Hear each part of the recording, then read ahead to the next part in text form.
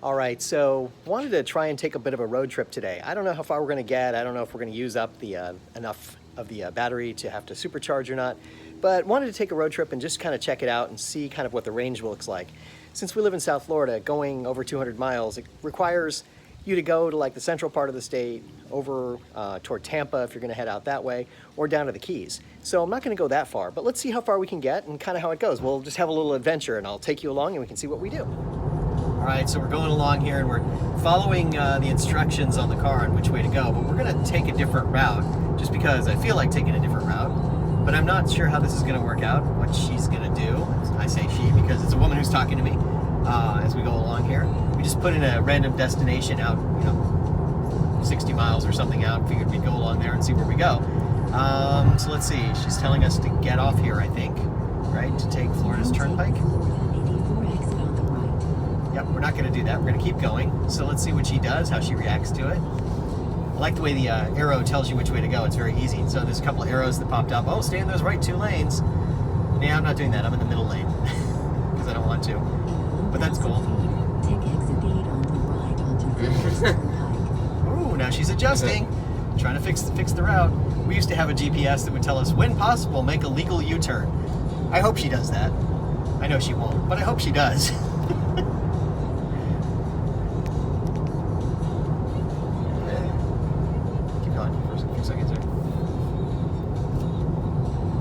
Oh no, because she corrected now. She's got a new course.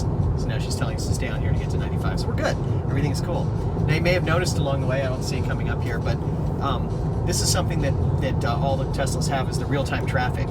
As you're going along, you'll see cars pop up next to you, and it's giving you a sense of where they are relative to your position. So there should be one coming up here in a second. I'll see a car pop up next to me. It's really kind of crazy because as you're going along, you start to see these cars. There's one. He's coming up next to us here, and he's going to pass us. So as we look around, we can start to see more cars, and sometimes in traffic you'll see a lot of cars coming up, and it'll give you a sense of what's happening around you. And this is what I was talking about with the mirrors, the way they are. You really have to look around, and in the old school me way, you turn your head and you look. But on this car, you really don't turn your head and look because you're seeing the cars right here on the panel in front of you. It's kind of crazy. It really takes some getting used to in terms of kind of how it works and not really using your mirrors the same way.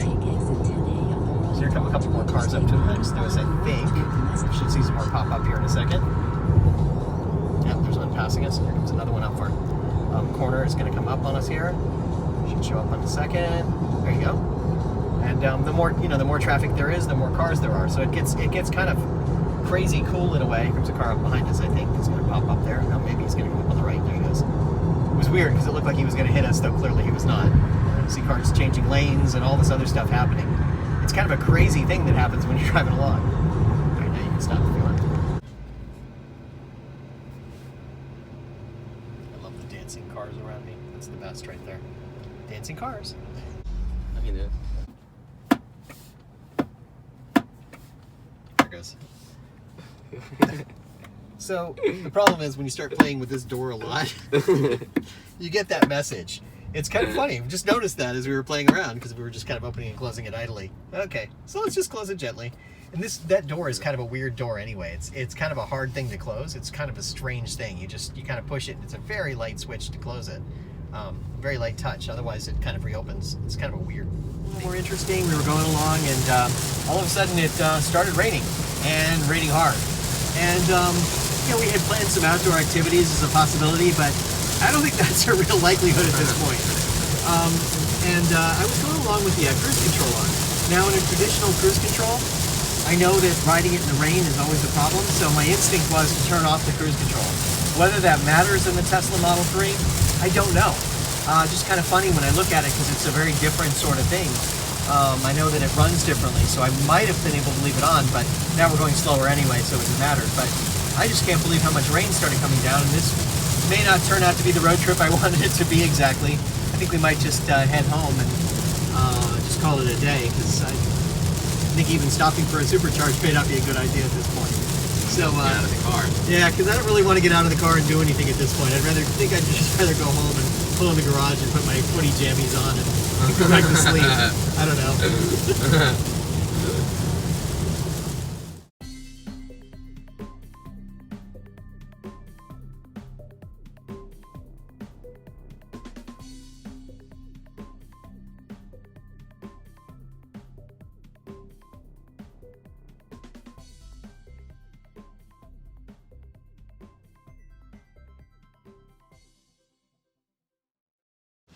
So it's unfortunate that the trip didn't work out quite the way we wanted it because of the rain. We had an idea maybe we'd go miniature golfing and take a little further trip.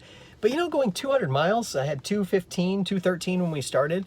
Going 200 miles, we were gone for several hours, and we were just driving. And in spite of driving in the rain and whatever, we were gone for a long time, and never felt any range anxiety, never felt anything bad. It just felt like we were just going along and just having some fun. So kind of cool. Wasn't worried about the battery at all. Was thinking maybe we could make the trip a little longer and then stop off and do a supercharge, but obviously that wasn't going to happen. So we'll have to save that for another day. That'll be another adventure we'll take some other time. But in the meantime, we played around a little bit. We got to know the car a little better. Sometimes taking a longer trip gives you a better sense of how the car works. You get a better feel for how it functions, some of the things it does, the way it handles itself when you're doing different things, riding in the rain. So pretty good. It was a good trip all the way around, I thought, in that regard. And now we're just headed back home.